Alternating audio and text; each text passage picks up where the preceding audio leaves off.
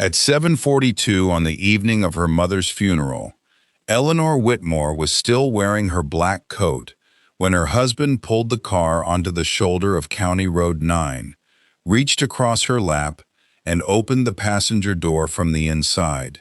He didn't shout. He didn't raise a hand. He said 4 words to her. "Get out. You're embarrassing." And then he drove away, into the rain, with another woman sitting in the back seat of Eleanor's own car.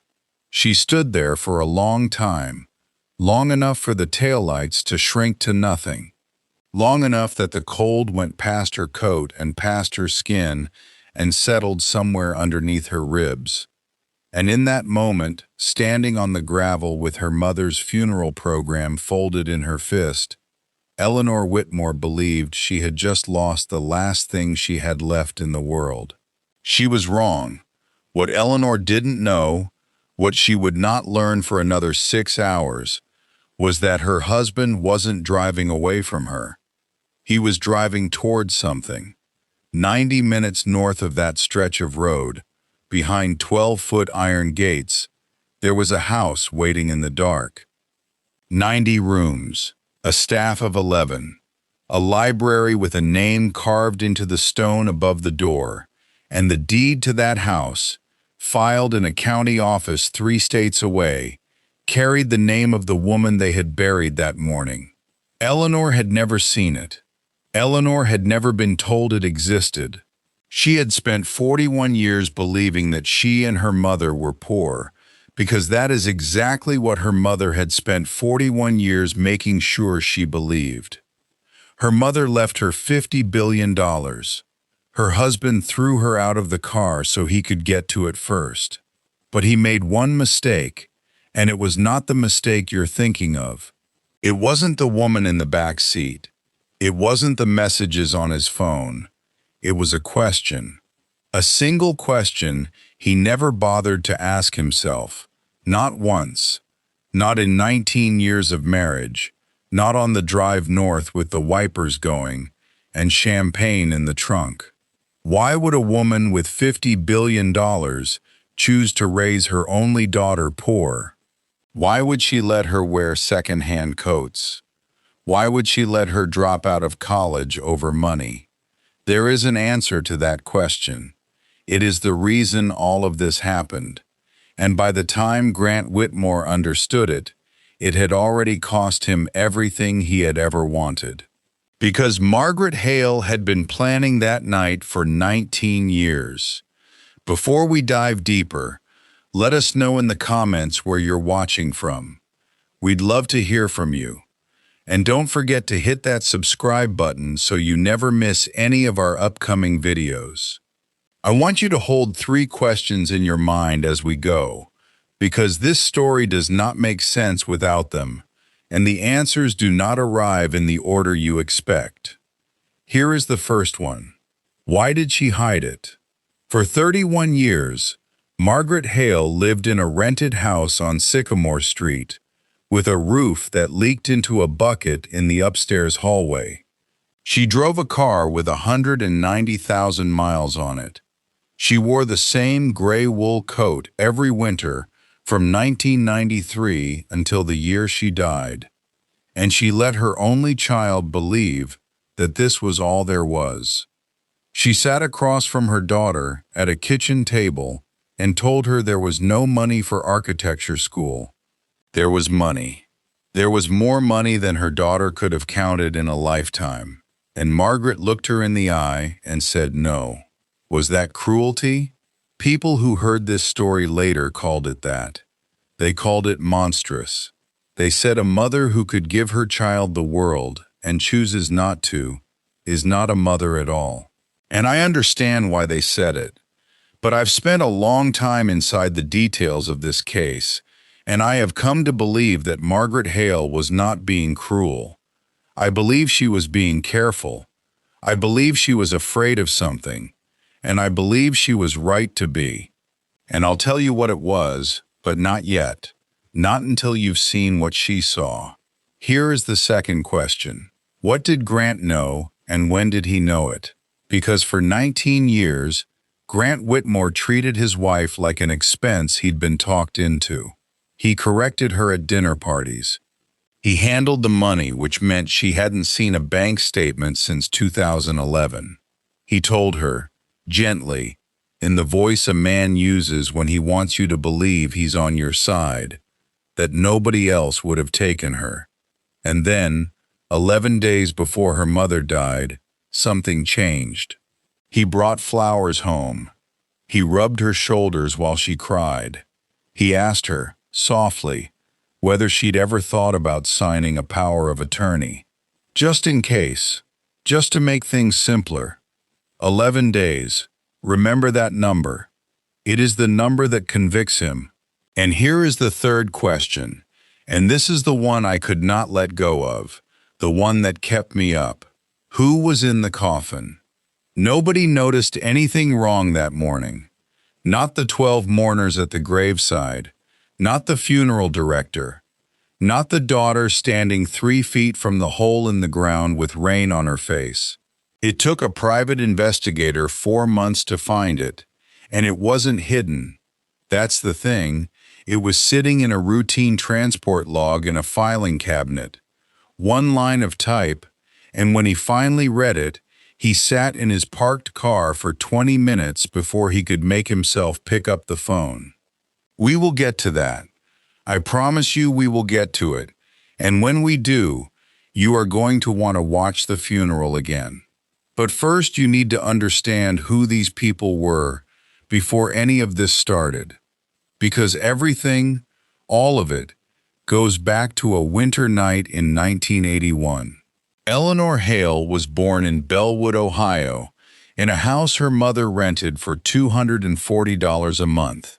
She was a quiet child, the kind teachers describe as easy, which is often just a word adults use for a child who has learned not to need anything. She read constantly. She drew buildings in the margins of her homework, houses with towers and porches and rooms she invented, and when she was 15, a teacher told her she had the eye of an architect, and Eleanor carried that sentence around for the rest of her life like a stone in her pocket. There was one photograph in the house of her father, a young man squinting into the sun, and her mother told her he had died before she was born, and Eleanor never asked more than that, because the one time she did, her mother left the room. She was accepted to study architecture at a school she had dreamed about since she was 15 years old. She kept the letter. She kept it her entire life, in a drawer, folded into thirds, soft at the creases from being unfolded, and read and folded again. She brought it to her mother at the kitchen table on Sycamore Street, and she watched her mother read it, and she watched her mother's face do something complicated. And then her mother said the 4 words that shaped the next 23 years of Eleanor's life. We can't afford it. Eleanor said okay. She did not argue. She did not cry in front of her mother, because that was not how they did things in that house. She went upstairs and she put the letter in the drawer, and she got a job at the Bellwood Public Library, and she stayed there for 2 decades. And I want to say something here, because it matters for everything that follows. Eleanor Whitmore was not a fool. People will want to call her one. When they hear the whole story, when they hear about the car and the will and the 19 years, some of them will say, she should have known, she should have left. How could she not see it? But go to Bellwood and ask about her. She knew every regular at that library by name.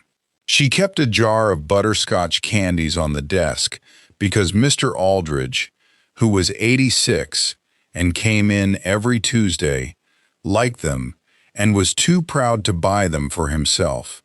She remembered which books people's grandchildren liked. She was the woman who made herself small so that everyone around her would have enough room. That is not stupidity. That is a habit that gets taught to a certain kind of girl very early, and it is very, very hard to unlearn. She met Grant Whitmore in 2005, in a church parking lot, when her tire went flat and he crouched down in his good pants and changed it for her and didn't take the $20 she offered. He was charming.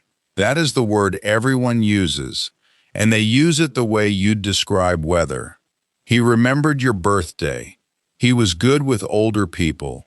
He had a way of listening to a woman that made her feel, for the length of one conversation, like the most interesting person in the room. Eleanor's friends told her she was lucky. Her mother said nothing at all, which Eleanor took for approval, and which was, in fact, the exact opposite. Margaret Hale attended the wedding. She sat in the second row, and a woman who was there told me, years later, that Margaret did not smile once. Here is what people misunderstand about a marriage like this one. They imagine it arrives all at once, that there is a night, a moment, a bruise, a slammed door, something you could point to and say, "There, that was when I should have gone." It almost never happens that way. What happened to Eleanor Whitmore happened by degrees, so gradually that there was never a single day on which leaving would have seemed proportionate. It was a correction at a dinner party, delivered with a laugh, so that objecting would have made her the difficult one. It was Grant taking over the bank accounts in 2011 because he was, as he put it, better with that sort of thing. It was the way he began describing her to other people in the third person while she was standing right there. He told her she was getting heavy. He said it while touching her waist, with tenderness, as though he were doing her a kindness by being the one person willing to tell her the truth. He told her nobody else would want her, and he said it the way you'd mention the weather, and then he kissed the top of her head. That is the part that makes it so hard for people on the outside to understand. It did not sound like an attack. It sounded like love with a knife in it. And year by year, the woman who used to draw towers in the margins of her homework got quieter and smaller and less certain that her own perception of anything could be trusted. He called himself a developer. In 19 years, he had, in fact, developed almost nothing. There was a strip mall in 2009 that went to a bank. There was a warehouse conversion in 2014 that never broke ground. By March of the year Margaret Hale died, Grant Whitmore was carrying $840,000 in debt across 4 institutions, 2 of which had already begun proceedings. And there was a woman named Sloan Rivers who he described to his wife as a business partner and who he had been seeing for 2.5 years, and who had never in her life set foot in an office he owned, because he did not own one. And in 19 years of marriage, Grant Whitmore visited his mother-in-law exactly twice. The first time was at the wedding rehearsal. The second time was in March, 11 days before she died. He went alone. He did not tell his wife he was going. He drove 90 minutes out of his way to sit in a small kitchen on Sycamore Street with an old woman he had never once bothered to speak to. And whatever was said between the two of them in that room, only one of them ever told anyone. But we know he was there for 2 hours and 10 minutes. We know it because Margaret's neighbor, a retired postal worker who kept a diary the way some men keep a lawn, wrote down the time his car arrived and the time it left. And we know one more thing. On the drive home, Grant Whitmore stopped at a liquor store outside Corbin, and he bought a bottle of champagne, and he paid cash, and the receipt was still in the glove compartment of that car 4 months later when it was searched. So let's talk about who Margaret Hale actually was. Because the woman in the gray wool coat, the woman with the leaking roof and the bucket in the hallway, that woman was a costume. Margaret Hale was the majority shareholder and controlling owner of a holding company with interests in shipping, industrial chemicals, and, Most profitably, a portfolio of pharmaceutical patents her own mother had begun acquiring in the 1960s. There is a photograph from a board meeting in 1994 in which one woman sits at the head of a table of 30 men, and if you look closely at her hands, you will see she is wearing no jewelry at all. Twice a year, she told her daughter she was visiting a cousin in Cleveland. There was no cousin. There was Zurich. There was Singapore. There were rooms full of men who were terrified of her. And 90 minutes north of Bellwood, at the end of a private road, behind 12-foot iron gates, there was Ashgrove. 40,000 square feet, 90 rooms. Grounds that ran to the tree line and beyond it. Margaret Hale had owned it since 1986 and had lived in it perhaps 40 nights in all that time. She kept a full staff on it anyway. She kept the gardens cut, the drives cleared, the boiler serviced, the linens rotated. For 38 years she paid to maintain a house she almost never slept in. And if you want to know what kind of woman she was, that is the fact to hold, because there is only one explanation for it, and it took me a long time to see it. She was not maintaining a house. She was maintaining a promise.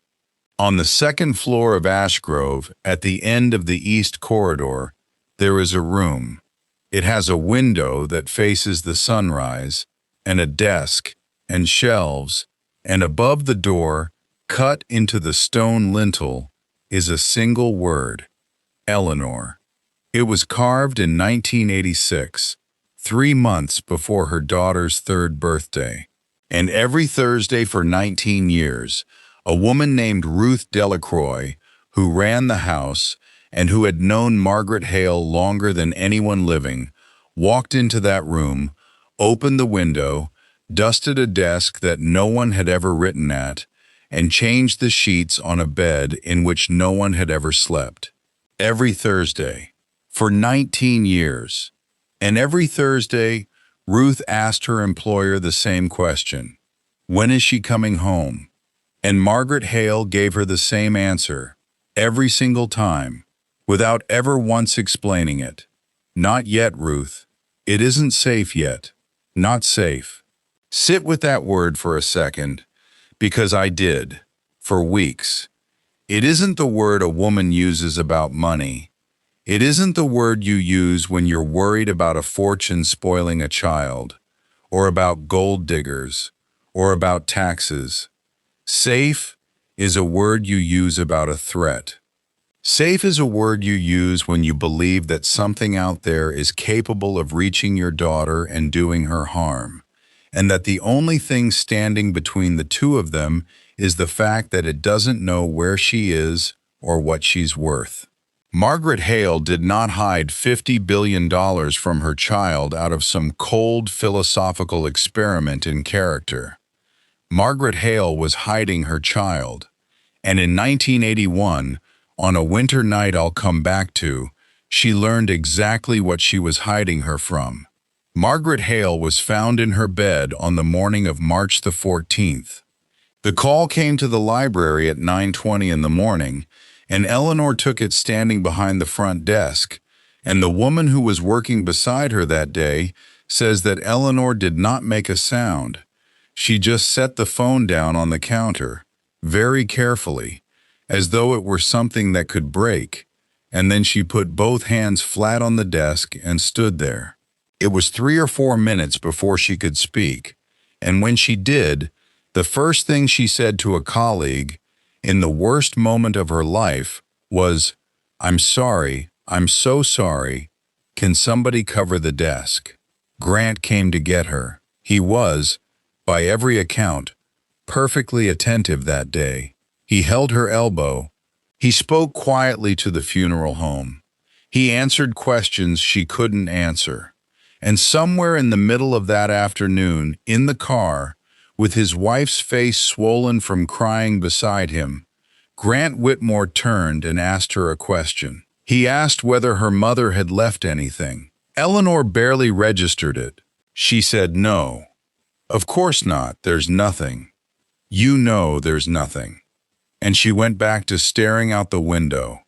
And she did not think about it again for 4 months. And she did not think about it because she had spent 19 years being trained not to notice things exactly like that. But I want you to notice it.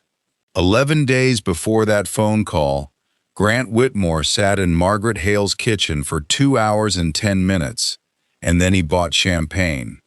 And in the days after that visit, his behavior toward his wife changed so noticeably that 2 separate people mentioned it to investigators without being asked.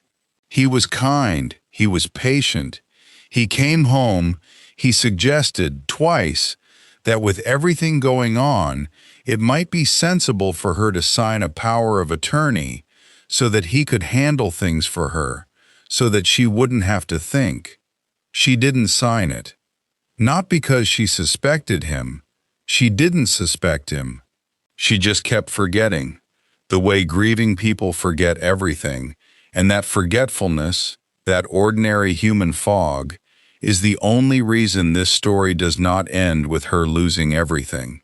And there is one more document, and it is the one that ends him. A power of attorney form, drafted by a paralegal in Columbus, at Grant Whitmore's instruction, with Eleanor's name typed on it, and a date at the top. The date on that document is March the 10th, 4 days before Margaret Hale was found dead in her bed. He had the paperwork drawn up to take control of his wife's inheritance. 4 days before there was an inheritance. 4 days before anybody was supposed to know she was going to die. The funeral was on a Thursday. It rained all day, the kind of flat, gray rain that doesn't fall so much as hang there. 12 people came. Eleanor had expected more, and the smallness of it embarrassed her, and she apologized to the pastor for it, which tells you everything about her. Grant checked his watch 4 separate times during the service. The last time was during the committal, while his wife was standing at the edge of her mother's grave with her hand over her mouth. Sloan Rivers arrived 20 minutes late. She parked at the top of the lane and walked down through the wet grass in a white coat, at a funeral, and she stood at the back, and when she reached Grant, his hand went to the small of her back without him even seeming to decide to do it. Eleanor saw it. She was standing 8 feet away, and she turned her head, and she saw her husband's hand on another woman's back at her mother's burial, and she looked at it for perhaps 2 seconds, and then she looked back at the coffin, and she said nothing, because that is what she had learned to do. Because saying something meant a week of being told she was imagining it, and she did not have a week in her, not that day. And there was one other thing at that funeral that nobody thought about until much later. At the edge of the cemetery, 60 yards back, up by the tree line where the ground rises, 3 men stood in dark overcoats and did not come closer. They didn't speak to anyone. They didn't approach the family. They stayed there for the entire service, and when it ended, and the 12 mourners began walking back up the hill toward their cars, one of the 3 men raised a phone and took a photograph. He did not photograph the coffin. He did not photograph the grave, or the flowers, or the widow's daughter. He photographed Grant Whitmore, and then the 3 of them walked back through the trees to a vehicle parked on the service road, and they were gone before the first car left the lot. Eleanor assumed they were from the funeral home. They were not. They were employees of a private security firm out of Chicago. They had been following Grant Whitmore continuously for 14 months, and they were being paid by someone whose identity, when it finally came out, changed the meaning of every single thing you have heard so far. They left the cemetery at 7:10. Sloan got into the back seat of Eleanor's car, and nobody said a word about it, and Grant drove. The rain came harder, and 9 minutes into that drive, Grant's phone rang, and he answered it on speaker, in front of both of them, and he said, "Yeah, we're 40 minutes out. The gate code should still work." And Eleanor, who had said almost nothing all day, turned her head and asked her husband a three-word question. "What gate, Grant?" He didn't answer her. He drove another 2 miles in complete silence, and then he slowed and put on the blinker and pulled the car onto the gravel shoulder of County Road 9.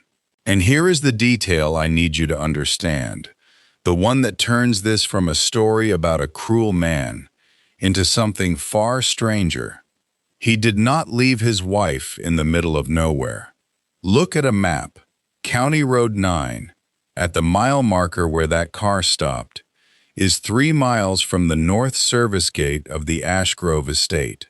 Grant Whitmore pulled his wife out of the car 3 miles from the front door of a house that, as of 11 o'clock that morning, she legally owned. He didn't know that. He thought he was throwing away a burden. He was throwing away the only living person on earth with the authority to sign. He pulled her out, and then he drove away into the rain with another woman sitting in the back seat of Eleanor's own car.